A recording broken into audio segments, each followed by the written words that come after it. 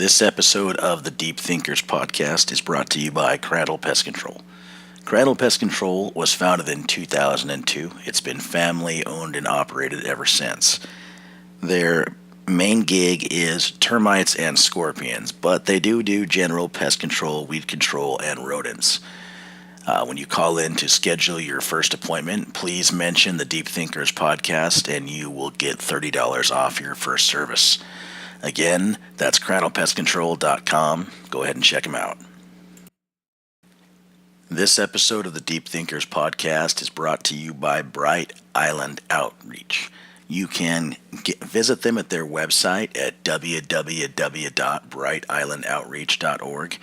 There you can donate straight to the cause, or you can buy a t-shirt. I wear mine all the time. It's a black t-shirt with a gold graphic on it. It's the Ahimsa. They've customized it to be their logo. It's the logo that it's kind of like the logo that you see when you listen to this podcast, but a few different details that have changed, but very similar. Also, if you'd like to, you can go with them down to the DR. They go down to the Dominican Republic many times a year. There, they are networked with the local dental schools, so they take local students down into the impoverished areas. And there they provide education and hygiene, as well as extractions, fillings, root canals, cosmetics, and most importantly, follow-up. They make sure that the people down there are getting the constant care that they need in order to have good, healthy teeth. So check them out at briteislandoutreach.org, and please donate to the cause. Thank you. All right, just a couple items of housekeeping before we get into this podcast today with Chris Hanson. Social media. You can find me on social media at Jesse Noble Smith. Pretty much anywhere you can find me online, it's going to be a Jesse Noble Smith. That's JESSE NOBLE Smith. So yeah, that's also my actual page is the Deep Thinkers podcast with Jesse Noble Smith, and the group that's attached to that is Primates of Planet Earth Being Excellent to Each Other. Yeah, so I didn't name it the Deep Thinkers group just to keep things nice and confusing for us all. So that's what it is, Primates of Planet Earth Being Excellent to Each Other. I hope you enjoy the catchy name. I came up with that myself. Yeah, it's me. It's all me right there. That name, yep. Instagram, I'm quickly approaching 1,000 followers. Whoopity-doo. Pretty awesome. That will be my first time breaking 1,000 on any type of social media. So for those of you that already follow me, don't go jumping ship now. I'm almost there. For the rest of the people that aren't listening to this, they're probably porn bots and fitness models and life coaches that are all following me. So, yeah, got to be grateful for all those followers. Yeah, thanks, guys. I'm on Pinterest, but honestly, I don't do anything with it. I probably update it every 2 months, and it's all the same picture of my logo with different guests on there. So it doesn't look like a lot of variety from a distance, but up close you can see who's been on and who hasn't. If I ever get around to updating it, we'll see. Who knows? I am on Snapchat. Again, these are all just Jesse Noble Smith. I never do anything with Snapchat, just being honest. But I am on there in case you want to jump on there. YouTube. Guys, thanks for following me. I got something like 12 followers over the week, which is a nice big week for me. Pretty rad. Still trying to claw my way to 1,000 followers. Also, 10,000 views is a big deal. So, thank you for everything. Thank you for following me. Thank you for subscribing. If you haven't subscribed to my YouTube channel yet, please do. You can just log in with your Gmail email and password, and once you're in there, you can hit that red subscribe button that is right there on the page whenever you're listening to this podcast. iTunes. I am hopefully going to be on iTunes within the next couple weeks here. My inside sources, well, my cousin that works for Apple is helping me get that dialed in. So hopefully I will have some big news for you coming up soon with that. Other than that, the only thing I wanted to say is thank you very much to my listeners outside of the U.S. Thank you to my listeners in the U.S. as well. I appreciate it. Got a lot of support in Arizona, my home state. A lot of support in Utah and California and in Texas. But it's always awesome when I get people from outside of the United States as well. The UK coming in at the most listened to. Love it. Lived there for 2 years. Love the United Kingdom, man. Love England. Love Wales. New Zealand. Thank you for listening. Mexico. Awesome. Thank you. Glad you guys are tuned in. Thailand. Don't know anybody in Thailand. That's surprising there. So that's good to hear. And I think I'm pronouncing this country right. I probably sound like a foolish American right here, but Tunisia. Anyway, I don't know where it's at. I just know that they're listening. Thanks, guys. I appreciate it. Canada, always listening and tuning in. Sweden, the ever-present Swedes. Thanks, guys, for listening in. The Netherlands, Kenya, and Israel. Yeah, so Kenya and Israel were two shockers. Those are new people that are tuning in. Very awesome to have new places listening to the Deep Thinkers, and of course I'm very grateful for anybody who tunes into this podcast. That's all I have for you on this this issue of housekeeping, I guess. Not even an issue, really. I just kind of do housekeeping before some of these podcasts, but that's all I really have for you this time around. Please enjoy this podcast with Chris Hanson. He is awesome, and we've all probably been freaked out by his monsters in movies at one point or another, even if we're not going to admit it. So thanks for listening, guys. Here we go. Hello, Planet Earth. I am here today with makeup effects designer and creator Chris Hanson. How are you doing today, Chris?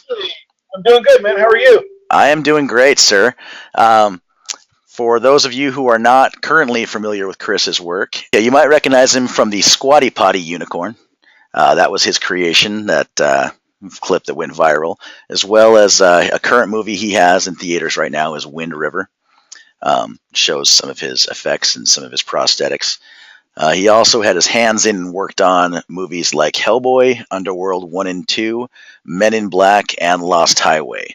So no slouch by anyone's stretch of the imagination.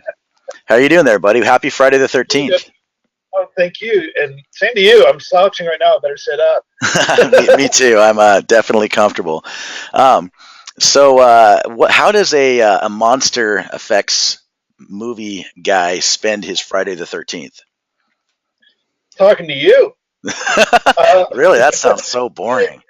It's really cool that it's like, it happened in October, so it's like right close to almost the deadline of Halloween. Yeah. So I'm sitting in my shop, and I'm what am I doing? I'm like open up a mold to a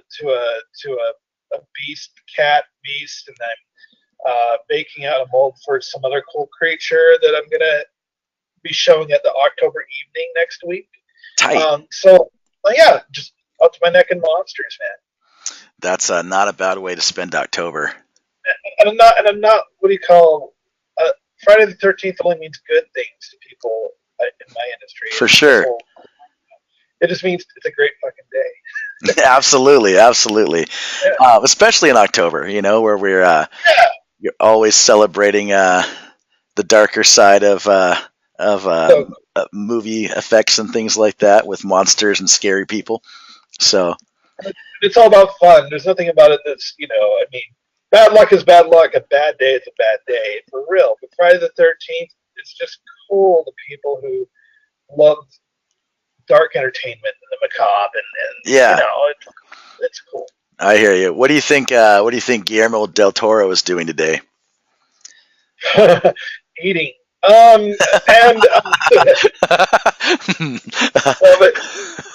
right. Making a lot more money taking a nap than I do working my ass off. But no, he's so cool. How do I even predict that one? He has got more projects going on, and it's worth more money, and it's making. I hate to talk about money, but he's got everything going on. He got his own ticket. Yeah, and he's earned it. Yeah, he's the man when it comes to monsters and such like that. So, but He's a creature monster maker guy that became a filmmaker. He used to do makeup effects. oh, did he? Yeah. That's So cool. his first, I think Chronos was his first film. Okay. Chronos, Vampire, and he did the effects in that as well. Wow. Okay. When he talks to effects guys, he knows and has made and knows how to glue people in the makeups. He knows how to sculpt. He knows how to do all Yeah, you can't get anything past him, huh? that. No. That's awesome. And have you worked with Guillermo? On Hellboy, he was on Hellboy. Oh, that's right. He did Hellboy. What am I thinking? Yeah. But I worked for Rick Baker at his studio, at Rick Baker's studio. So Okay. Guillermo, but you know what I did? I just sort of smiled, nodded. Yeah. And next thing, making jokes about dicks and stuff like that. Yeah, I find myself in that situation because of this podcast quite regularly, where I'm just kind of like, oh, okay, yeah, cool, all right, can I do this interview? Don't act like a dork. Don't sound like an idiot. Oh, too late. Yeah. So, right on, man. So, dealing with a filmmaker like Guillermo, who is got so much experience, even down to what you're doing. And let's be honest, when it comes to a monster movie nowadays, I mean, good acting and good strong story are standard, but what really makes the monster movies these days is the monsters. So, from your experience working with someone like Guillermo, who's making the monster movies, but has also made the actual monsters themselves, how much more valuable is that? How much more?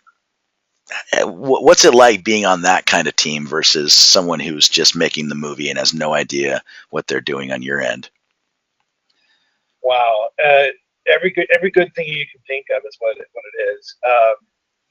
Guillermo designs the monster along with the creature creators to have a reason to even be in the movie. Like the look of the creature absolutely is congruous with the story of the script. It's not some abstract that he's fumbling for like other people might. Yeah. He knows what he wants. And even if it's not, and he's willing to develop it. And so you come up with this monster that really has a better reason to be on screen than most movie monsters would. Yeah, that's actually a really awesome way to articulate that. Yeah, what changed monster movies for me was, I mean, and I'm not huge into monster movies or horror flicks or anything like that, but I do enjoy good ones. And Pan's Labyrinth was what, yeah, as far as just the monsters being so much a visual part of the story, not just a scary monster that's chasing him, but so strikingly different. The fact that he really, being Spanish, Mexican American Spanish crossover thing, it was made in Spain. Oh wow! He used a Spanish company called DDP Effects, and how do I put this? Something about using a European, a Spanish-based effects company. The creatures didn't have the Hollywood LA look. If you're really a cinephile into like being able to pick apart those things, yeah. It's like hearing like an LA guitar player do an Eddie Van Halen rip-off solo on every song. Like, oh, that sounds like somebody trying to do an Eddie Van Halen. Yeah. There's like a lot of copycatting going on. And anyway, everything in Pan's Labyrinth was even more true to the story than his other projects, I think. Yeah. Some kind of rustic and just bitching about that stuff that I enjoyed it more than any other project. That's my favorite Guillermo Del Toro movie. Really? I'm glad I picked a good one then. Devil's Backbone as well. Okay, I'm not familiar. I mean, I've heard of Devil's Backbone, but I haven't seen it. Oh, you got to. Yeah, I'll definitely have to check that out before we talk again. Give me some homework here. So, now, for our listeners who don't know, we met on the infamous Kiss the Devil in the Dark set. Yeah. A couple years ago. We talked about Red Hot Chili Peppers. We sat and talked about them. Yeah, well, at the time I was reading Scar Tissue by Anthony Kiedis, and I was listening to a lot of Peppers, and my hair was growing out at that time, beautiful and long. So when I rocked out to the Peppers, I could swing my hair out and around and rock out ever so sweetly. So yeah, we kind of geeked out on the Peppers for a little bit out there. But yeah, so it's been a couple years, man. What's your favorite project you've done in the meantime? Um, apart from Kiss the Devil, um, Well, obviously, I mean, that one does yeah, stand out. I think as often as I think anybody in the entertainment industry gets asked, like, like what's your favorite movie or song or whatever, and you always try to do that. It's not like a politically correct answer, but ladies, the last one I just did, man. But it kind of goes that way because it's the way that the angst and the anxious, how it works. That once you've done something that really kicked ass, and you feel relieved, but you also kind of move on. You go, oh, when's the next one? Yeah, when's the next Yeah, one? I guess. You also bury all the dog shit experiences where you're just like, oh my god, if I ever see that person again, I'll kill them. Like something that sucks, right? And it evens out, and so you always look forward to what's the last one I did. I'm so grateful. Where's the Right. next one coming? You Right. know? And usually the most famous ones are not like the greatest or the worst, or they can just be like I worked on Hellboy. I worked on Underworld. Yeah, I don't remember working on those because they weren't really that eventful. Does that make Yeah. sense? Like they weren't like. Of course, I was not a main artist, but Right. um, anyway, I look back and I'll just go. David Lynch's Lost Highway. There's just something so cool about taking direction from David Lynch, being on set with David Lynch. Very cool. Uh, and then watching the movie and kind of thinking it was not his better movie, one of his better movies. But then you're watching the movie, it's like, yeah, but it's fucking a David Lynch movie, and that's my stuff on screen. Yeah. So, Yeah. For that's got to be the biggest mind fuck of it all is going yeah. to the theater and seeing that piece that you worked on for 4 months. And And I then went to the premiere, and I sat next to Marilyn Manson and his mom. I believe it was his mom. that's so cool. It probably was his mom. He's fairly public about he's actually very public about having a very good relationship with his parents. And Ah, yeah, he's talked about like kicking girlfriends out when he's on tour and his parents go to his house and they're like, "Girl, you got to go. Like get out of my son's house now." that's Like so funny. And I didn't really still know who he was. Isn't that kind of weird? It was I like bet some he skinny. loved it. I bet he's like, "I don't know who this guy is sitting next to me, but he's awesome." And we had like after the show wrap, I went out in the lobby and I went out to use the bathroom and what's his guitar player, Twiggy Ramirez at the Yeah, time. Twiggy Ramirez. Yeah, I'm waiting for like a bathroom stall to open up, and Twiggy Ramirez here, a toilet flush, and Twiggy comes walking out, and I'm like, oh man, I got to sit down on the same toilet that Twiggy was. yeah, yeah. It was probably still warm. Yeah, exactly. I got his ass sweat on mine. That's a special experience, Chris. Not too many people get to have that experience. You have to be on the inside. You have to be on the How do you know. bottle that? Yeah, you have to How do really you bottle? know. It takes a lot of networking and a lot of hard work to get yourself into situations like that. I was expecting to see like a contact lens in the toilet, like Exactly. Like some red contact lens floating, like looking up at you. Yeah, yeah, that'll be inspiration for a new monster. I'll tell you what.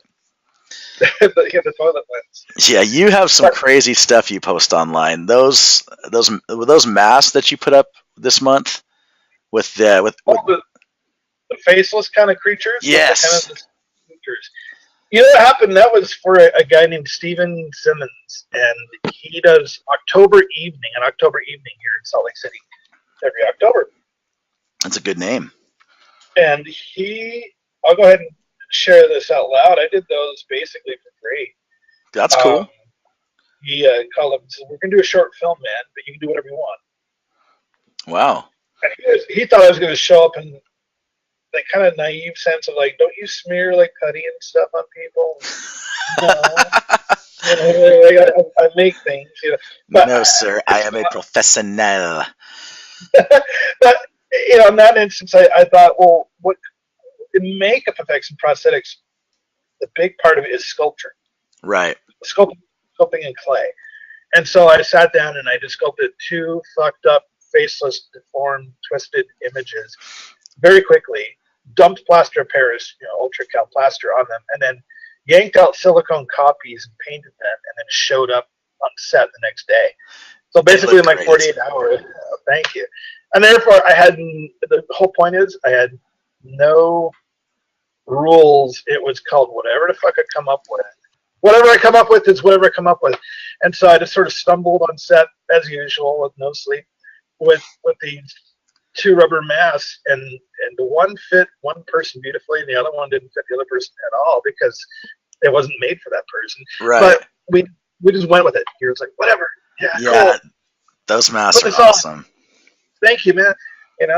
Just go with it. Just roll with the flow. Where Kiss the Devil, we had to design it specifically. We got Doug Jones, the famous Doug Jones, wearing a devil mask. How amazing is he to work with, by the way? Like, how successful he is and how down-to-earth and chill and just a legitimately nice guy. I think I'm going to sound really phony and to say that but it's true, he's the nicest person I've ever met. Yeah, man. I mean, just genuinely nice, like not even like nice for Hollywood, like nice for planet Earth. He's nice for Utah. Yeah. I met him in Utah. He's probably nicer than half the people in that state, which is saying something.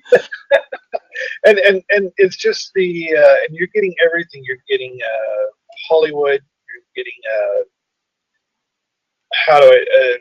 I don't want to say like left wing liberal. He's an open-minded person. Yeah.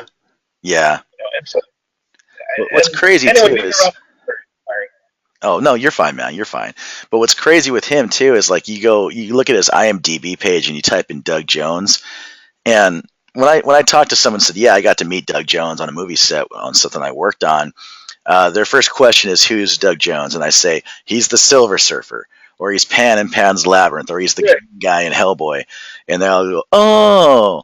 But if you look at his IMDb page, it just doesn't end.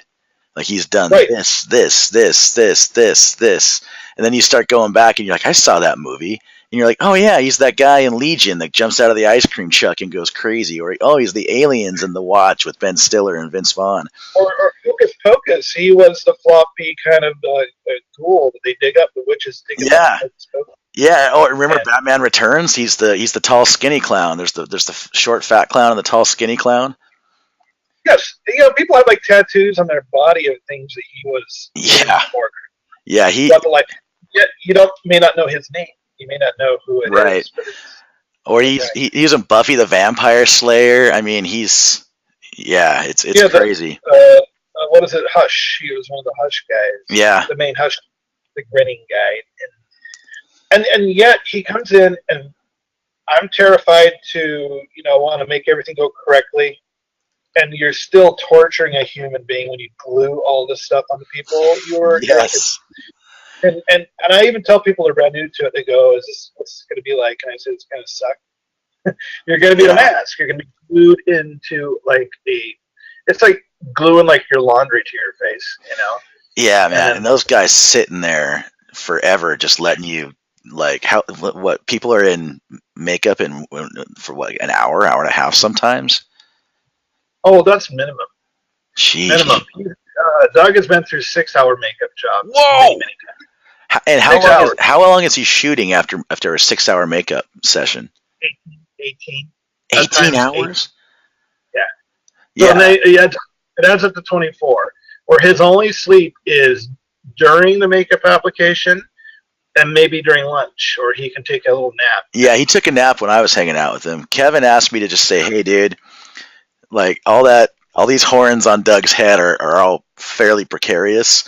Just follow him around and make sure that his prosthetics don't hit anything. And so they did. Yeah, they did. Where were you? Did you remember that stairwell going up? From the makeup room to the set. It was like the twisty, turny. Wacky. Doug is tall. Doug's like a foot taller than me. I'm 5'9". No, he's not a foot taller than me. I'm 5'9", man. Doug's like 6'4", and then those horns were like a foot each. So yeah. So, and he just went strolling in from the makeup room, the kitchen makeup room we were using at that studio. Yeah. Into the room with the couches, what do you want to call it, the green room. Yeah. Of course, he casually strolls through the doorway, which wasn't tall enough for him, and snap, there goes. Horns just broke up. I think actually Kevin enlisted my services after that because my big thing was I sat next to him in the green room and I was like, "What do you want me to do?" He's like, "I think I just want to take a nap." And I'm like, "You want me to take your shoes off?" And he's like, "Yeah." So Was he wearing the hooves? Was he wearing yeah, he was wearing the hooves. Yeah. And he just sat there for like an hour and just slept. And then I walked through him through the door and then up the stairs, and there was one moment in the stair where I was like, "Doug, freeze, droop down. Okay, now you're good. All right, let's do this." Yeah, it was definitely a job getting from the green room to the actual studio, and there were so many people on that set for how small it was. So And I was what's the word, incredulous that we could even be shooting in such a small location. The ambitious thing that we shot. yeah, I helped put that set together that day, or the day before, and that's what I got my IMDb credit for, was being a carpenter.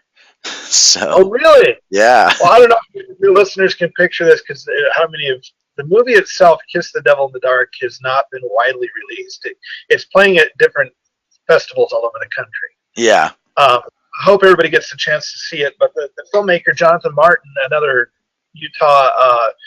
major Utah personality and artist, created that movie, and he's really protective of it because he put a lot into it. He puts a lot into everything he does. But that movie has yet to be seen by the general public. Right. I can't wait till they do. Yeah, I'm excited for it too. Now, another movie he did was called An Evening with My Comatose Mother. That's our first movie together. Yeah, I was going to ask you. Yeah, Kevin worked with him on that one too a little bit. But yeah, the prosthetics on that one are great too. That one's on iTunes, and that is, correct me if I'm wrong, but isn't that the most decorated film to ever come out of Utah, like ever? Easily. Yeah. It's a combination of it being very cool, very good film, and the fact that the guy Jonathan is a very good promoter.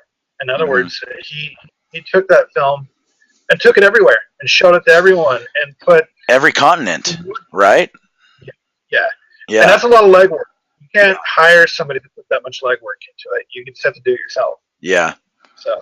Yeah, no, that was over 100 awards, over 100 film festivals, featured on every continent. Yeah, a lot of time spent in promoting that one out. I bought it. I own it on iTunes. But yeah, he definitely puts a lot of work into it. But the makeup in that, I had known Jonathan through friends, and then I have to admit, when I first met him, I thought he was how do I put it? I just thought he was this really he used to be an actor and a male model. He's model. Yeah, I've seen some male modeling pics in the past. Yeah, he's not a female model, but he no, I thought, okay, yeah, and so this guy's like, dude, I want to make a horror film, and he comes up to my little studio I had at the time and said, let's do this. And I want to make like this weird grandma character, and I'm like, yeah, and let's make like this doll that comes alive. Yeah, and then I started doing my thing, which is like, read your script. Can we do things like not have the doll talk? Let's have the doll be completely quiet. And then he's like, really? And I'm like, yeah. First off, I think the dialogue kind of sucks. I really like the Chucky thing where a doll goes like, time to die. Yeah. And plus, I said, dude, you can't afford the animatronics. We can't afford to make the mouth like pronounce words. Right. And so he's like, well, and then he rolled with it. He's like, you're right. Yeah. And so we rolled on everything with the whole way. We kept like inspiring each other, and that's the right way to do it. Yeah, where he has a vision and you have the reality, and you come together to make something special. That's absolutely the way to do it. Yeah, because a lot of people think that tenacity is everything, and it's not. That you can't just push a person or an effects company. You can't tell an actor to fly in and make them fly. Right. You have to be able to make it look like they're flying. And if you're hiring an effects person to build an animatronic doll, but you can't afford to make it talk, don't make it talk. Right. but make that part of the story. Make it that it just kind of whispers and creepily opens its mouth and breathes and hisses and that kind of thing. And that's what they Yeah. did. And that's the right way to go because everything tells. Yeah. No, it's definitely a good job, and the overall production value of it's great. Um, the cinematography is great. Like you guys really did a good job with that one. So A big I have group I have effort. yet to see Kiss the Devil in the Dark, but I'm sure it will be great as well. I'll probably end up buying that as soon as it's on I iTunes. haven't seen it either. And I haven't seen the movie. Kevin and I talked about having a listener part, like a viewing party. For Oh yeah, like that would have been great. So, but looking forward to it. yeah, we kicked the idea around. We'll see if it happens, but who knows? Jonathan asked me if I would watch it, kind of unfinished, and I'm Uh, like, no. He doesn't. Let me put it this way: it's in film festivals, but it's not finished to Jonathan's liking, gotcha. and I won't watch it until it's finished to Jonathan's liking. Then I'll watch it. There Since you he go. has it edited the way he wants it, then I'll watch it. That's probably a smart idea. I hope so. Yeah, because isn't that fairly common with movies that go through film festivals to go through additional editing afterwards? I think I know it's. I don't know how common it is, but in my experience, it's pretty much always the case that something changes. Yeah, You learn from audiences and from judges. At least maybe they go, "Oh, this scene has to go. Too many people complain about that," or yeah, you have the benefit of seeing some stuff. You go, "Never mind that part right there is fucking stupid. I'm gonna get rid of it." yeah. I Get gotcha. rid of it. Something doesn't quite come across on camera quite as well as you'd hoped it would. I wish more. It's like director's cuts on a lot of movies. I will not enjoy it as much because it's too indulgent, self-indulgent, and you Yeah, need a good editor to say this scene is too long. This scene is too. We've already covered this subject matter. Let's get rid of this. Cut the fat off and get to the good yeah, stuff. for sure. Um, when you're watching TV or HBO or whatever, um, Mhm. movies these days, what projects have you seen recently where you're like, oh man, that's good. I wish I could have worked on that, or I wish I could have done that. I just watched on Netflix because it's October, man. I'm watching every horror movie ever, and typically I'm almost 50 years old, man. I'm 49, and I'm one of those like curmudgeonly dudes that goes, I don't like the new stuff. Sometimes I do, and I just saw a new one, a Stephen King one on Netflix. I can't think of the name. The girl's handcuffed to a bed. This is on Netflix right I don't know. now. Oh my god, Donovan's Way. Donovan's. Donovan. I think it's called Donovan's Way. How do you? Here I'm promoting a movie and I can't even remember the fucking name. But it's purposely like an awkward name. Like it's not a name that you go, oh, it's going to be about a girl chained to a bed. And it's a pretty lurid subject matter to even just Yeah, encapsulate that. But it's really, really clever. And I went, hey, a new horror film has kicked my ass. Where I'm just like, you know. And The Witch was really cool. the witch in Did you see? Donovan's Way, or the witch that you put on Instagram this month. Oh, sorry. There's a movie called The Witch. Oh, It's the called The witch. Witch. Okay, the witch. Okay, As yeah, far, as far as I'm jumping in subject matter, I'm jumping to recent movies that knocked me out. that's cool. That's a and I don't really, how do I put it? I don't really judge makeup effects that harshly. Or if I see something brilliant, it's just brilliant, like a great makeup effect, a great creature. But if it's a shitty creature, I think I wind up liking a lot of the shitty stuff. Yeah, um, just like Alien. as camp, or as just as like a. Yeah, if the energy is there, the energy and the heartfelt desire to make something cool is there, but it's made out of paper mache and it just outright sucks. Yeah, Um, but all the love is in there. It somehow is even more entertaining to me than something that is made out of silicone with 800 servos, right. has every hair handle. Yeah, that's cool, man. You got to put your heart and soul into it. And Yeah, whether the money's there. I hear you, man. That's where the passion comes in, is where you work just as hard on the $200 project as you would on, the $2,000 project. So, And there's effort and there's inspiration. If you really, how do I put it? If you really thought, like Ed Wood is a good example. I'm talking about Ed Wood. I don't. He did Plan 9 from Outer Space, the worst movie ever made. Tim Burton made a movie about his life with Johnny Depp playing Ed Wood, and the whole subject matter. It's a guy, a filmmaker in real life that sucked. All of his movies sucked, but he thought he was good. There you go. He really wanted to. He loved what he was doing, and when you watch his movies, you can totally get that out of it. You can tell that he was doing something awesome. Okay. He was awful. And yet, somehow that love translates through the screen. It almost sounds like Gene Hackman's character in Get Shorty, where he's making all the horrible movies, but he's out there just trying to get it done, Absolutely. And there was Bowfinger. Yes, Bowfinger. With their, that was with Steve Martin, right? Martin. And Eddie Murphy. Right. And they just want to they want to get this movie made. Gotcha, suckers. Yeah. Chubby Rain. And so there's got to be more Chubby Rain movies out there. There's got to be more movies like that where people are just going for it. Yeah.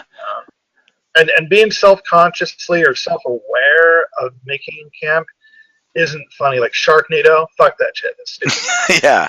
Yeah. So camp is I've never. I don't know. I'm just not a fan of camp in general. But I think if something's camp on accident, it's a lot cooler than if it's camp on purpose. You know what I mean? Absolutely. Like let's take a moment and appreciate Robin Hood, Prince of Thieves, for the beautiful piece of accidental camp that it is. Oh, with the ever-changing accent. Yes. The accent changes from like Scottish to British to Welsh to Cornish. Yeah, maybe Korean at one point. Exactly. And you just go, God, this is great. I've watched Flash Gordon. Oh wow! Weird mixture of they were intentional and it's just a big fucked up mess, but it's a gorgeous fucked up mess. And I'll watch Flash Gordon over and over and over. I love that Flash Gordon was such a huge part of the movie Ted. I've never seen Ted. You've never seen Ted? Oh, you've got to see Ted, man. It's so good. It's so good. It'll remind you of for me, it reminds me of hanging out with my buddies in my 20s. There is always something better we could have been doing, but we were always having a lot of fun. So, but I'd be productive. Have fun. But, him and Ted, they watch Flash Gordon as Mark Wahlberg and Ted. They watch it as kids all the time, and then they're adults, and part of the strain on Mark Wahlberg's relationship is that he just hangs out with Ted all the time, and they still act like they're kids. And so he's supposed to be on a date with his girlfriend, and Ted's at a party. He's like, dude, Flash Gordon is at this party. You need to get here now. And so he kind of tries to make it work between getting to meet Flash Gordon and also being on on his date with his chick. So it's a pretty good scene, man. It's Sam J. Jones, and they get him in it. Isn't he in it? Yeah, he's at the party. Yeah, and they end up partying pretty hard with him, and it's pretty funny, man. Being in the film industry is really cool, and also sometimes kind of what's the word? At times disenchanting that you will meet people that you grew up admiring and having all the head-like, childlike images in your head of how it's going to be when you finally meet them, and it's never really been awful, but it's always been just real. It's just real. You'll meet this old dude or this old chick. Yeah. And now I'm an old dude, but that you're like, oh my God, I'm talking to so and so, and all they want to do is find out where the bathroom is. Yeah. When I lived in Salt Lake, we were talking earlier. I worked for the Collective, with the Collective with a K, and we would do concerts and music, and we brought through the Floyd Rose Freak Show act. This is probably in 2011 or 2012, maybe. Um, Mhm. kind of toward my end of my time there at Utah. But headlining on that act was Jake the Snake, the pro wrestler, and that guy's had some rough years, man. Yeah, like the idea that he still has to be physically active to make a living is like, bro, Uh-oh. bro, you're not exactly fully mobile anymore. It's just kind of like, you don't want to be rude, but it's just kind of like you watch this guy growing up being the And crazy wrestler. you know that he knows the exact look of mortality Yeah, on your face when you first saw him. yeah, He's got to feel it, and then you feel all ashamed that you're trying to like rearrange your body language. Like, yeah, no, you yeah. look It's like, great. oh, hey, bud. Well, he got into it with my boss a little bit, and I'm not going to say they almost got in a fight because it wasn't quite that there, but like they were definitely like staring at each other's faces, and like he was walking by, and he was John at my boss, who is one of the guys that owns the Saltaire and the Lo-Fi, and he owned the Avalon Theater before they sold it. But Oh, cool, cool. yeah, he and he's a fighter, man. Like I've seen this guy drop fools like nobody's business.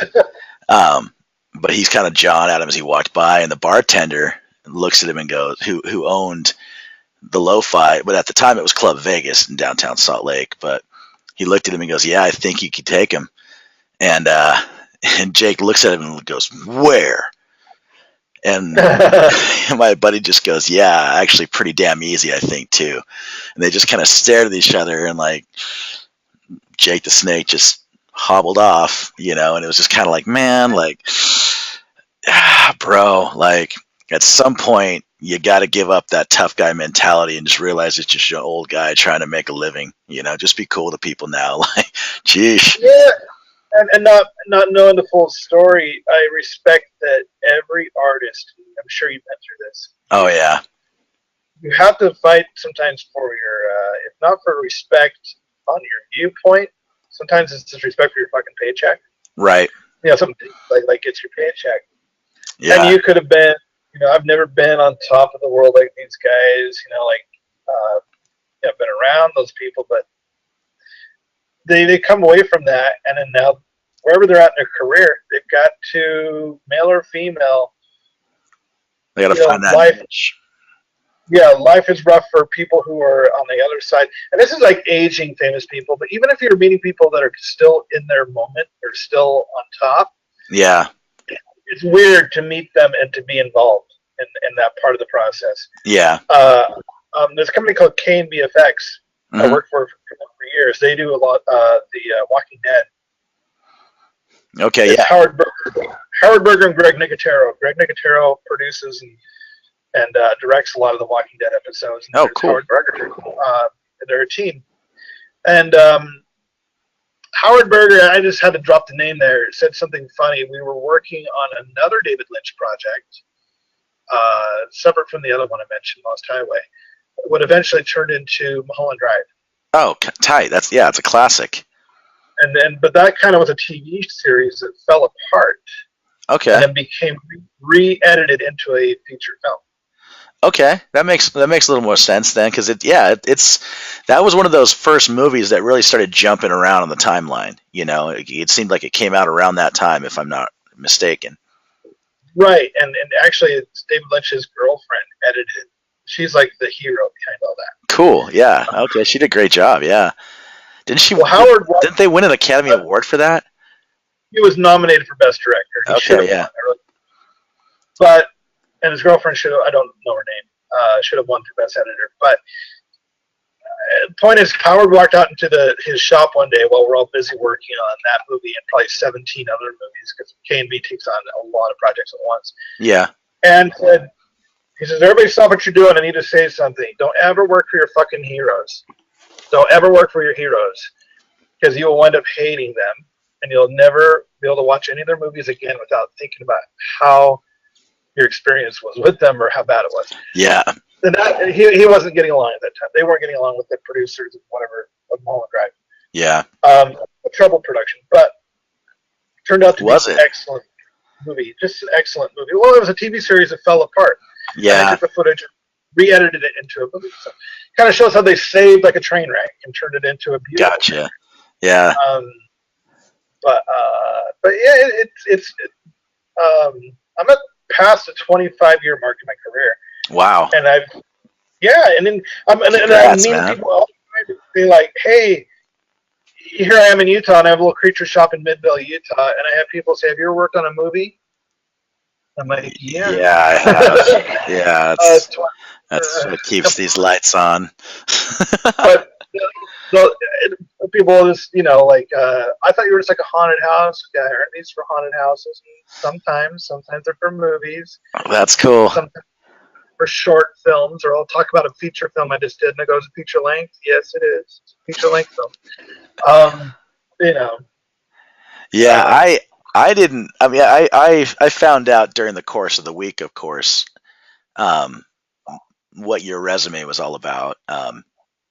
But of course, I heard things that like one of the actresses on the film had told me you did Smeagol's hands in Lord of the Rings, and of course, correcting that one, saying that wasn't you. But so I met you day one where we were outside chopping it up over the Lord of the Rings, or of Red Hot Chili Peppers rather, and then heard more about your resume as time went on that week. But yeah, man, I mean, I gotta say, like, you just a normal guy on set, just going to work, just dealing with stuff, and just overcoming obstacles and adapting and getting the job done, man. It was a pleasure to work with you on that.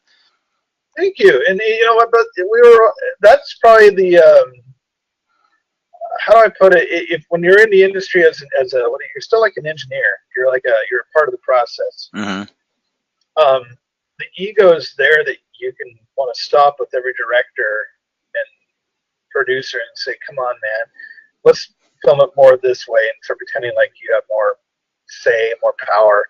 The ego is there, but overall, I don't know if anybody trying to walk around with some sort of like act and some sort of character that you're wrapped up in and saying, "Hey, I'm so and so the big effects guy," or "I'm so and so the famous actor."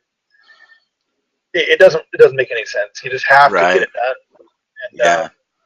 And and then you go back and look and sometimes you wonder, well, shit, should I wear a T-shirt that has my resume on it? Because the stupid fucking questions people, or a person walking up to you, they're thinking you're the assistant to the assistant, like not the designer. I'm the one that creates this. But you have a ponytail. Well, yeah.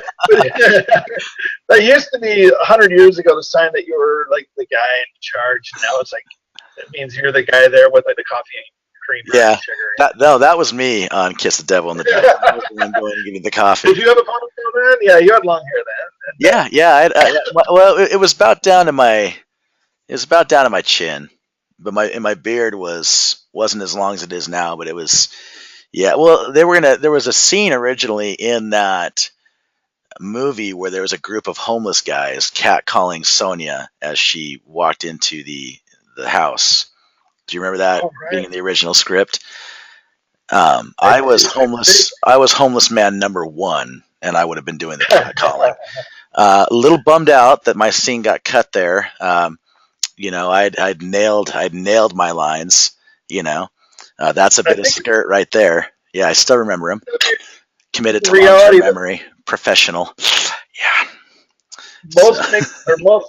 Most crew people on movies should and could pass for homeless characters. Oh yeah, Looking around and just look at all these like tired people with long hair and fucked up beard. And so, hey, on that film set, it would have been like, man, why are all these young student-aged kids homeless? Like there was a lot of students working for free on that film, and they don't, they probably won't ever get the credit that they deserved on that. But a few of them I still keep in touch with. Huh? I can recall. I can recall like there was a really good staff of how do I put it? The free help, the Yeah. student free help, were actually really yourself included. Maybe were you part of the student free help, or no? No, You were on payroll. I actually got, yeah, I was taken care of for that. Like Okay.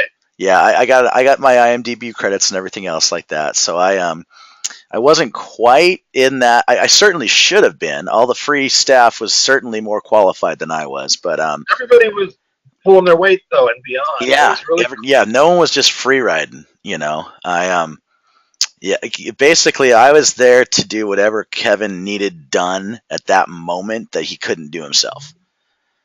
well. To toot Kevin's horn on the final day of shooting, uh, him and the other producer whose name escapes me, uh, Ken Fox. Ken Fox brought in like this lavish lunch, and we all ate like kings. Yeah. I believe an army runs on its stomach, Hmm. and some of the best projects. This is really weird. This is explain my take on the industry or my career. People say, "What are your favorite movies?" And my mind always goes back to what I got to eat. I'm sure it does, man. You know, like, did you meet somebody famous? Like, we always meet somebody famous. Yeah. You know, did you make a cool creature? Well, yeah. You know, you're always on set with a creature that looks cool, you know, or you're proud of, or you're trying to make it look cool. But the big lavish part of it is how good and how good the food was and how much they brought and how there was like a big spread of like, you know, they brought in all this French cuisine, you know, whatever, and you're all like Yeah. eating like fancy lasagnas. Yeah.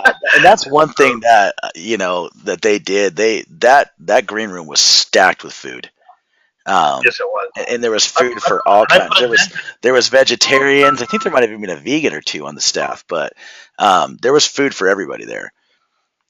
Wonderful.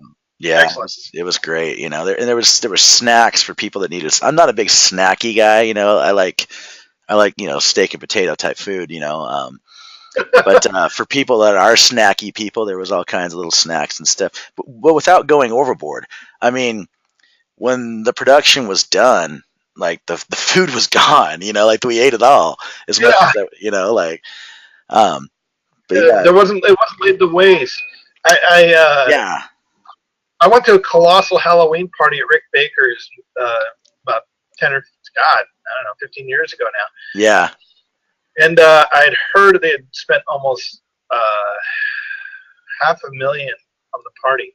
Now, part of that was Sheesh. rolled into decorating his shop to make it more exciting for producers. So once the party was over, the decorations remained. Yeah, So he brought in people to build and add. But the food spread was insane. Like it was just like rows and rows of like, here's all these Hollywood diet skinny actors at this famous party with all these famous people. Yeah, there was a spread of like roast beef and chicken that none of these little skinny pretty actors were going to touch. right. So I I'm don't looking. understand how the talent stays so thin being on set. It must be guys like us on the crew that eat all the food for them. Dude, I walked over and there was this pile like all this, and I'm piling my plate up full of all this delicious like like pot roast and crazy meats that are delicious and nobody's touching. Yeah, And the guy next to me piling his plate up was John Fogerty from freaking Creedence Clearwater, man, like John Fogerty. nice. So I'm like, who's this old dude sitting next to me that kind of looks like John Fogerty? Oh, it's John Fogerty. Yeah, You know. that is And the there's a weirdest ever when you meet someone famous and you're like, oh, it looks so much like this person. And you're like, duh, idiot. It is that person. Quit staring at him. Sure. And with the guy walking around at the party dressed up like Billy Idol, and I finally realized that asshole was Billy Idol. And I'm like, who's this guy that thinks he's Billy Idol? And you're finally like, oh shit, that is You him. finally get a good look at him. You're like, oh, hey. Oh, we sat at the same table. We're sitting there like chowing down, and Steve Stevens, his guitar player, is there, and Billy was able to chat, but then his guitar player didn't seem to want to talk to me or anyone at all or whatever. And it was like, okay, this is kind of weird that I'm sitting here eating dinner at a Halloween party with Billy Idol as a guitar player. And That's the industry, man. Like people you never think would pop up in a place, all of a sudden they're just there. It's like, oh, cool. and this is the greatest moment. Christopher Lee, this was 15, 16 years ago. Lee walked in dressed as Dracula. Oh wow, dude! I Yeah. gotta let's talk about Christopher Lee here for a second. Sure. He's got to be the coolest old guy. Rest his soul. But by Yes. the time he was gone, he had to have been the coolest old guy out there. Um, Actor, heavy metal enthusiast, started making music, heavy metal music. Like what was he in his 70s when he started making that? I mean, He died in his 90s. he had to have been in his 80s then, because it was right maybe just a couple years before he died. Right. But he has a version of "My Way" by Frank Sinatra that he kind of metals up a little bit, and it's got his spin on it. It's pretty cool. But That his history, man, and he was just like part of that whole didn't mean to do. Nobody sets out to become like when you're really famous. To be famous, what you get famous for. yeah, And you know what I mean. He was like a handsome actor. They looked around, and it's like, dude, play Dracula. Like, whatever. I guess I'll play Dracula. I need a job. yeah, And he becomes famous and the best Dracula ever. yeah. It's like Alec Guinness with Obi-Wan Kenobi. Yeah. Oh, there's a letter from Alec somewhere. Somebody found a letter that he'd written to a friend Alec Guinness had written, saying, "Hey, I'm busy right now on this stupid shitty movie or something." Yeah, like, he hated it. Yeah, he thought it was. Yeah. And I heard afterwards he would get annoyed when people would fanboy out on him. He'd be like, "Really? That's what you recognize me for? Okay, whatever." Yeah, and so you gotta respect that. And in the world that I'm in as a monster maker, there's no real fame kind of thing, but you get to work on something and you create something that gets a lot of attention. And you would hope it would be like an American Werewolf in London, or like you made that werewolf, like Rick Baker, Yeah. Thriller, Michael Jackson's Thriller. And it turns out, for me, so far, it's been the Squatty Potty unicorn that shits ice cream. And I'm like, that ruined Rainbow Sherbet for me, by the way, Chris. I hope you're satisfied. The ice cream wasn't ice cream. It was royal frosting, which is basically butter. I thought it was. Yes. Because it ruined cupcakes for me too, like the nice cupcakes with like the unicorn on top of them. Yeah, those for me too. I tried some that looked good, and it was the worst thing I've ever tasted. Royal frosting. It was a pure sugar. But I was already in my 40s when we worked on that, and I was already at that point where you realize, as people started to come up to me and said, "You worked on that? You made that?" You got to roll with it. You're like, "That's fucking cool." It's cool, man. Hey, at this point in the age of the internet being the wild, wild west, without a share, town without a share. If you can make anything that goes viral in this day and age, it's fucking awesome. It is, and period. And how it comes together is like they wanted people to appreciate the unicorn. They wanted that to go big, and it went way bigger, and they wanted it, or thought it would. So they were nothing but happy, with how big it went. Who's the actor in that clip? That is a local actor named Wes Tolman. Okay, because he almost has a Jonathan Martin type vibe to him. I had to watch it a couple times. I was like, no, it's not him. They both went to UVU, and they both know each other. Yeah, Utah's not a very big place. No, and Wes, I saw his audition, and I jumped up. The Harmon Brothers produced and directed that commercial, and I jumped up and I said, "I know Wes. Go with him." Like, we've already made up our mind. Like I had a say, and they didn't care what I said. But they went with Wes, and Wes has been in they've done 3 commercials now. We have a new one launching on Tuesday. Very cool. Very cool. Yeah. By the time we release this on Halloween or near Halloween, that commercial will be out. So what's the name of it? We won't. It's called How to Potty Train Your Dragon. How to Potty Train Your Dragon. All right. Yeah. Planet Earth, if you are listening to this right now, go check out not only the Squatty Potty video, but also how to potty train your dragon for sure. Absolutely. And there was a second one we did for the bathroom deodorant thing that was called Squatty Potty Gold, where it's kind of like poopery, where you spray this deodorant into your toilet. And we did another commercial. Not a lot of people saw it. It was like a farting unicorn that farts rainbows. And they hook a vacuum to its butt and contain unicorn farts and turn that into the wonderful odors. And well, that makes sense though. That's where it would come from. And better than being a part of like something negative, like a snuff film or somebody's dying. Right. Yeah. Some people get very desperado when the paycheck dries up. So I mean, you're not out there doing tentacle porn or working on those or anything like that. So I'm that's still looking. awesome. I'm looking desperately to get on a tentacle porn, Funny that you mentioned that. I don't usually talk about this, but since the Deep Thinkers listening base is so small, we'll go ahead and say it. No, I'm just joking. no, but I'm proud as hell to be part of the whole. What's that? And when some people ask what's your ultimate favorite, it would probably piss Jonathan Martin off that I don't see Kiss the Devil or anything to do with Jonathan's. His are next to that because they're really really cool short films. That are the most ambitious short films I think that are being made. But come on, you get to work on the shitting unicorn. The unicorn that shits, ice cream. Well, that's also, I mean, to be involved in a feature film is great. It's awesome because people are going to see your work on the big screen. And that's really that used to be the ultimate goal. But with something like the Squatty Potty, millions of people are seeing that in the privacy of their own home. It's a household name and phrase at this point. So, I mean, to be able to be a part of something like that is pretty cool. And the diverse demographic of puppetry, those type of like kind of family entertainment. Yeah. Believe it or not, me being a monster maker and having grown up on Tom Savini and Rick Baker and exploding heads in the movie Scanners, where you just go, "God, that's cool as hell." Even if I were the guy that made that, I wasn't the exploding head in Scanners. I would be so proud, but not many people would know. As many people would know about it as something like a unicorn puppet because more people it's more diverse. I love the Hensons. I love puppetry. I was just going to ask you about Jim Henson. Like, how big of an impact has Jim Henson had on your specific niche in the industry? Huge. He's the godfather, right? Yes, and his personality, the way he came off in all the old TV interviews when he was alive, is as much important to me, and I think to a lot of artists that do what I do make effects, because you saw like this groovy, nice hippie guy, who just wanted to make puppets, and you just went, cool. What do you do for a living? And you leave out the weed and that kind of thing.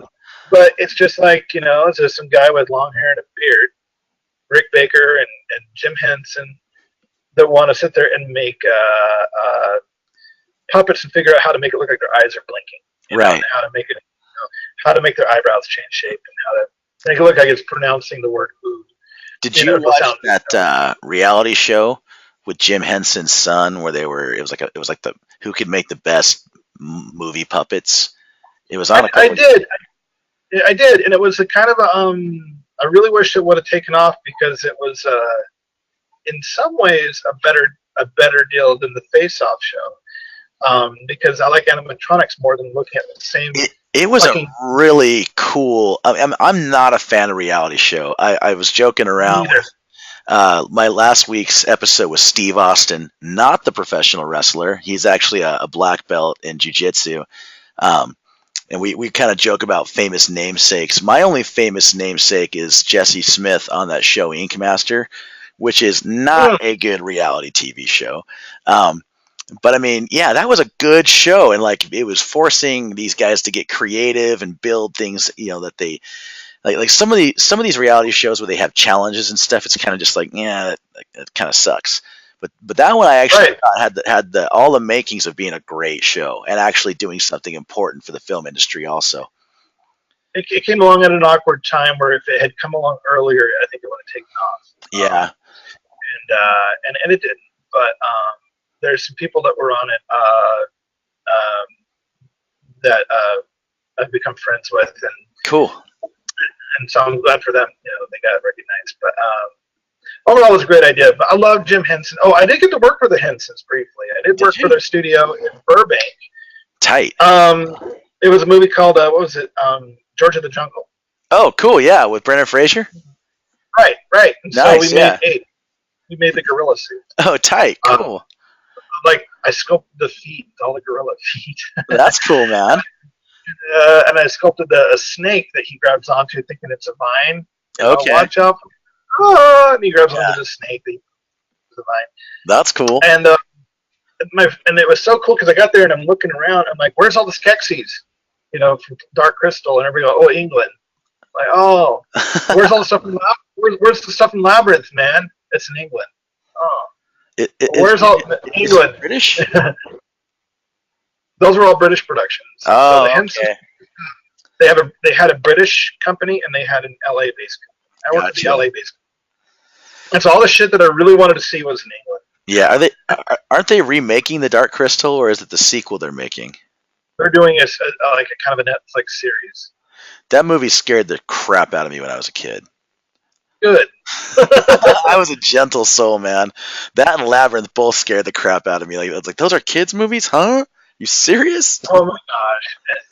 And today, if it wasn't for the name and the love that goes into the whole Jim Henson memory, those movies would have never seen the light of day. Because if you try to sell those scripts with the idea like, no, we're going to make a movie with a bunch of puppets, people are just not going to let you do that. They're just going to be like, no. He really was a pioneer, in every sense of the word, as far as puppets and just effects. He's the best description of the term cult of personality.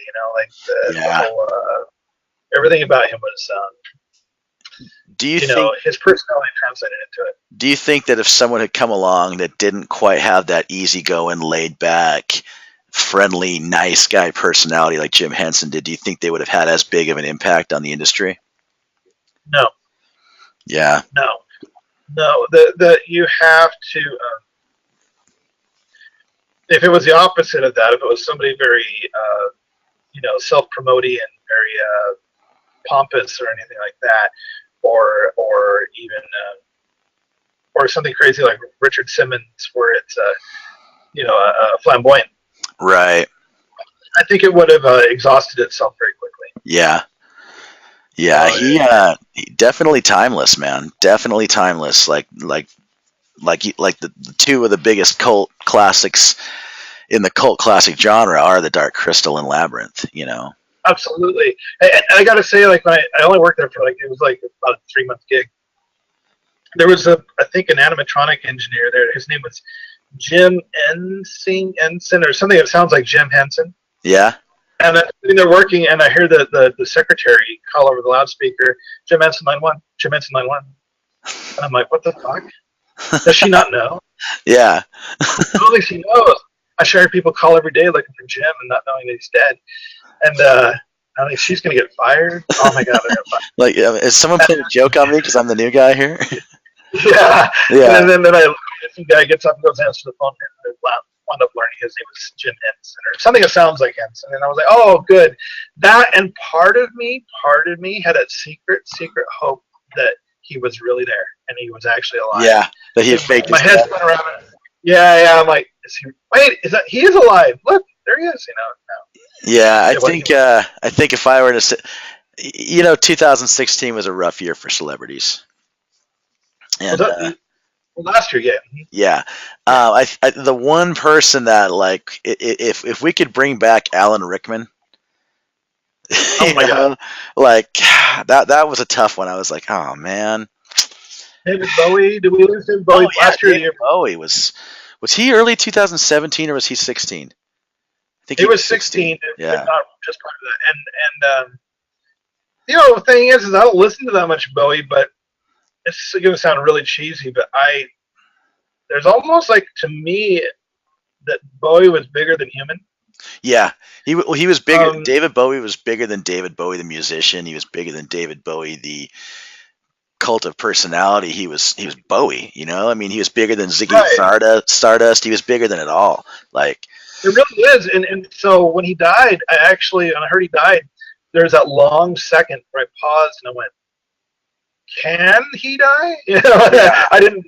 Doesn't that sound weird? I thought, is that possible? I didn't think. Well, even the way he went out too, with his last album being Lazarus, and just, it was like basically like everyone's last memories of talking to David Bowie were like, yeah, he called me a few weeks before he died, and we had a great conversation, almost like he was calling me to say goodbye. Like he just went out. He went out the class act through and through. That's so cool that he walked such a crazy line, and and bashed open the doors of people like Marilyn Manson and stuff like capitalized on later.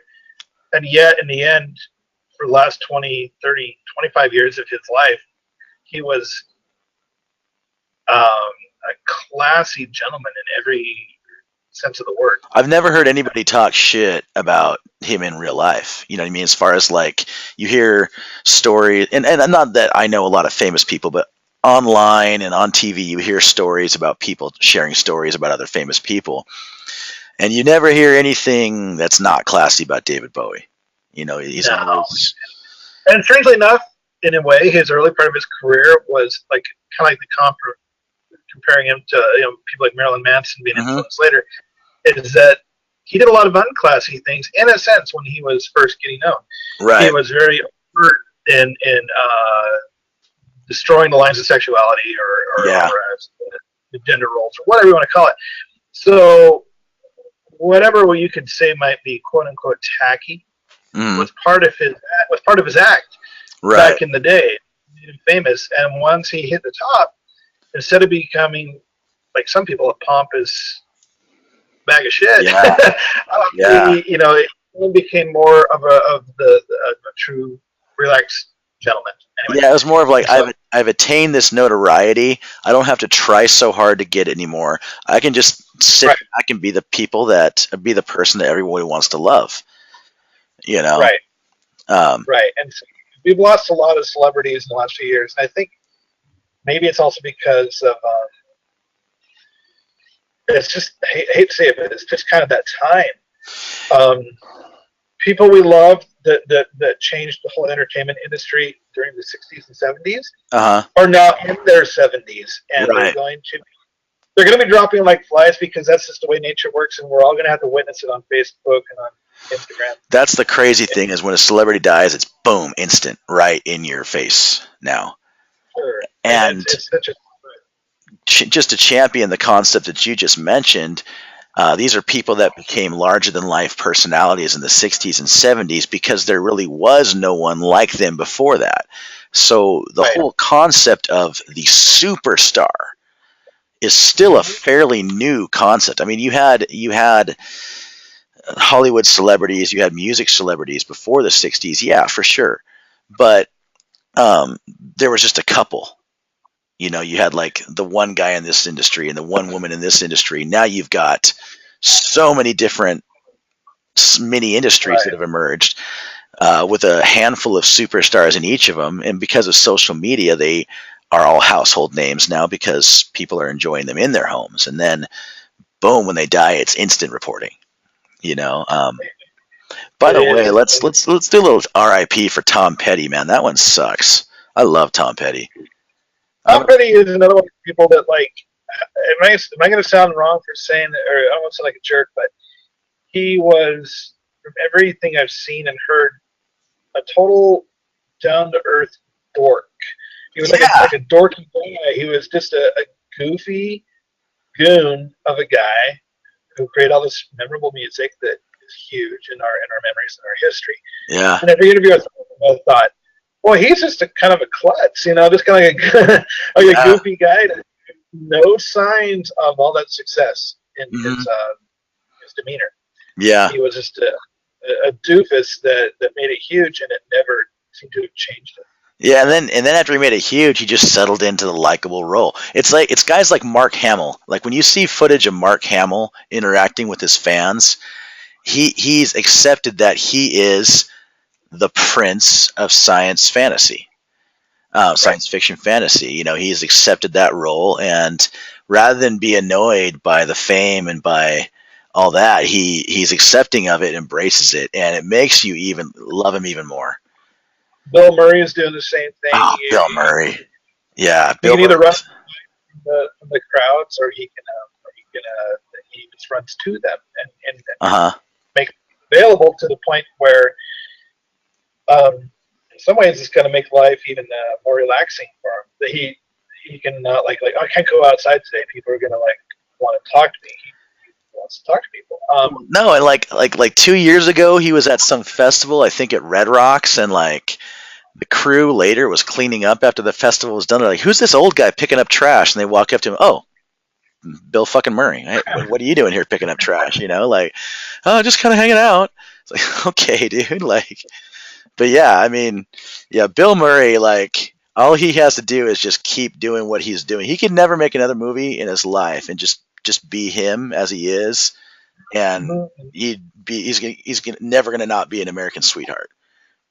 Right, absolutely. And I think there's so much to take note from that because I think to this day people wonder, and maybe you go through this too with the long hair when you had long hair. People see like, you work in the film industry, you must think you're pretty important, or you've got the long hair and you're wearing a Monster T-shirt, you look like this self-absorbed, artsy, whatever.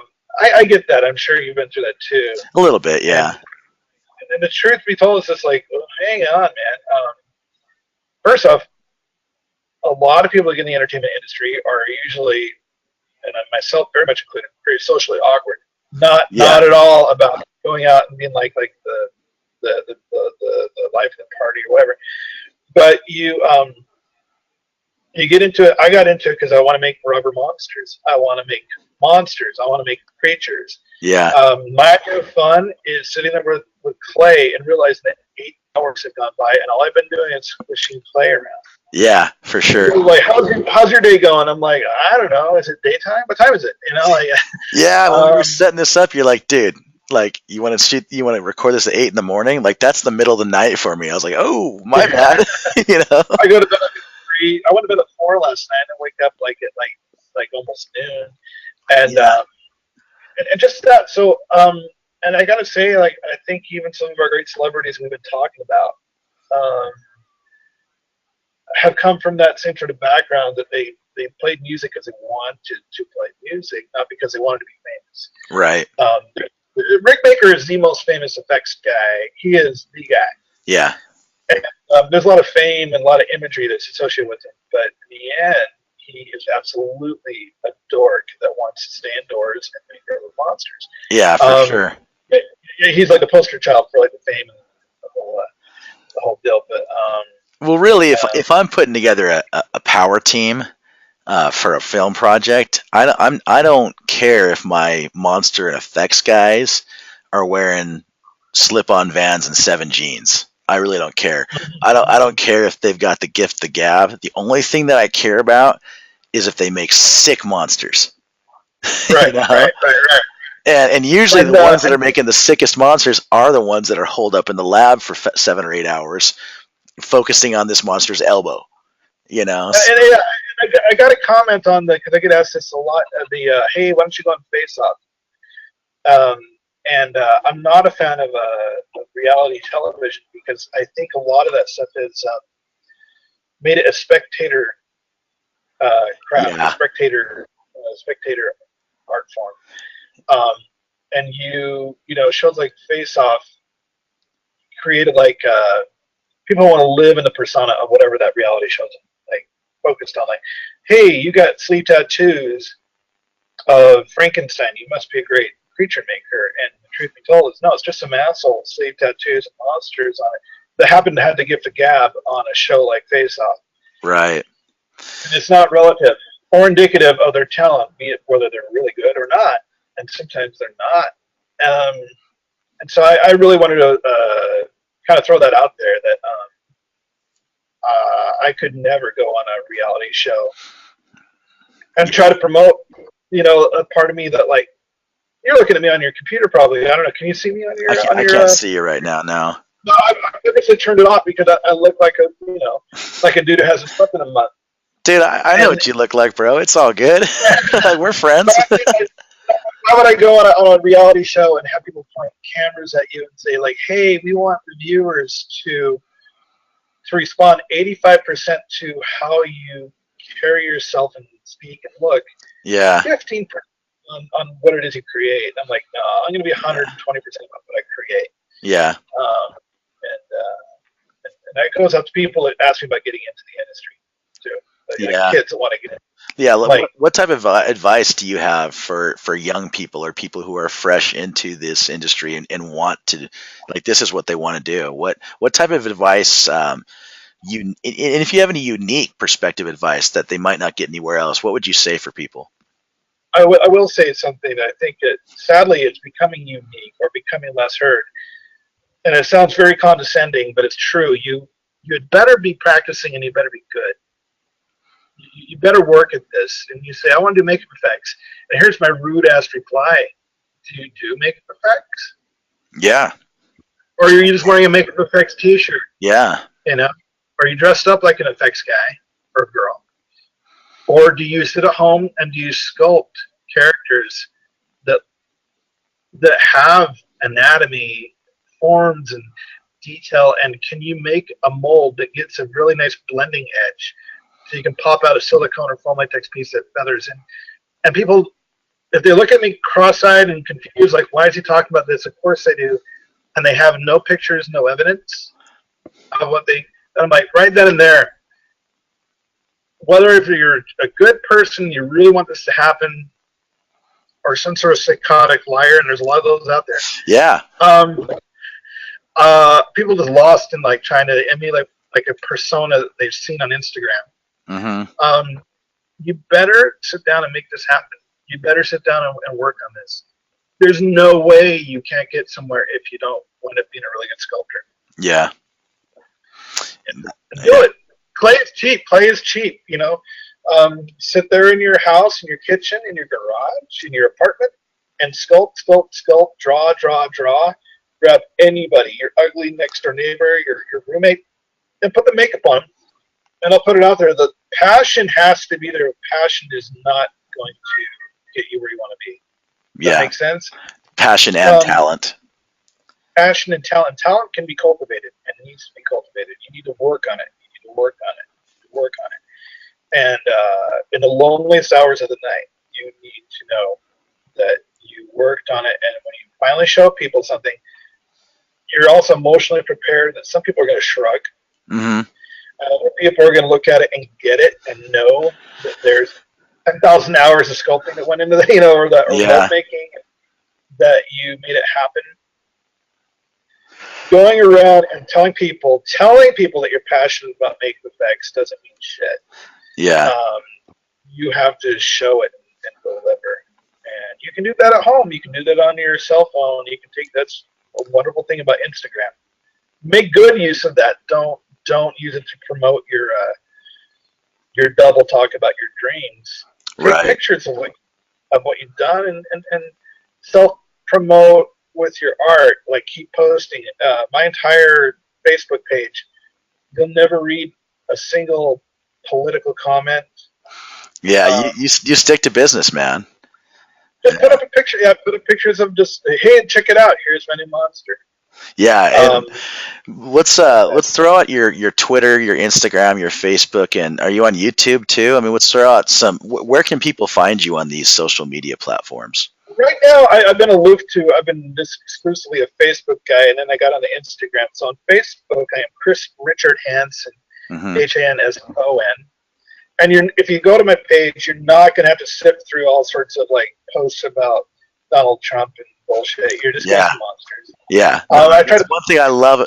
When the election went on, all of a sudden, a paleoanthropology site was paleoanthropology and politics. My gardening site, gardening and politics.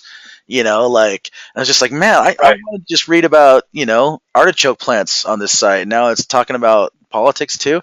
You kept straight to monsters through the whole thing. Thank you for doing that. I appreciate that.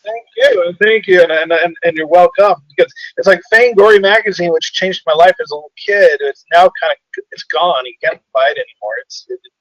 But I like to think that my Facebook page is me pretending like it's my own issue of Fangoria. Nice. That I can. And I always put some sort of silly personality into whatever I post, like, yay, check it out, happy Halloween, rock on. Because that was what I got out of Fangoria, was funny captioned photos of Tom Savini making a fake head. Yeah. And, Tom Savini, is he the one that was in Dusk Till Dawn? Yes. Yeah, okay, yeah. That I didn't realize till a couple years ago that guy is an OG in the makeup and effects industry. Oh, I'm surprised he didn't know that. His name is probably, times they are a change. Now people think the guy's on Face Off, but Tom Savini's name got 1,000 times bigger. This is going to sound rude. 1,000 times bigger than his own talent. He's very, very good. But his name for a while there was the biggest name in makeup effects, period. Yeah, well, I mean, For I didn't. Well, when I first came across him was on Dusk Till Dawn, and I recognize him here and there because you just see his name pop up. But it wasn't until I started diving deeper into the film industry, other than just being someone who likes to watch movies, that I started to realize, oh, this guy is actually an effects guy, and he's actually pretty legit. It's a whole weird world between way before there was any kind of social media Mm-hmm. that he would be famous in Fangoria magazine and watching like what do you call television news program where we went behind the scenes with the Wizard of Makeup and Yeah. Tom City. Yeah. And he even had the wizard like mustache and the wizard like mug tone. He looked like a magician, like an insane magician. Yeah, back in the day. We're gonna have to wrap it up here in a second. We're kind of getting close to the time limit. Yeah, we've been here. talking about David Bowie and shit. Yeah. Always good topics on the podcast, though, man. Do you have any shout outs or any plugs that you want to give, whether it's to people, individuals, companies, or even, in your case, products that you like to use that you want people to know about? Gosh, yes, I do. I'll go ahead and say Smooth On Products, and they also have a company called Reynolds Advanced Materials. They're all over the country. There's a location in Colorado. That's again Smooth On Materials. Cool. They make all the silicones and the rubbers that we use, the rubber material. Not rubbers like condom. But you can check it out. Make your own with their materials. Yeah, you can make like a full body condom and just dive in. But beyond that, it's Halloween, guys. It's October. Go check out everyone. Go check out Castle of Chaos.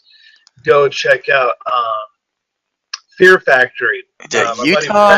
Utah does it right with haunted houses, man. They are trying to scare the shit out of you. If you're traveling, if you've not been to a haunted house in Utah, and you're going to be there this winter, go check them out because they take it to a whole new level. Like, we don't have anything. Like you have 10 things in Utah that you can go see that are all A+ haunted houses. We don't have anything like that in Arizona. That's too bad. That's too bad, man.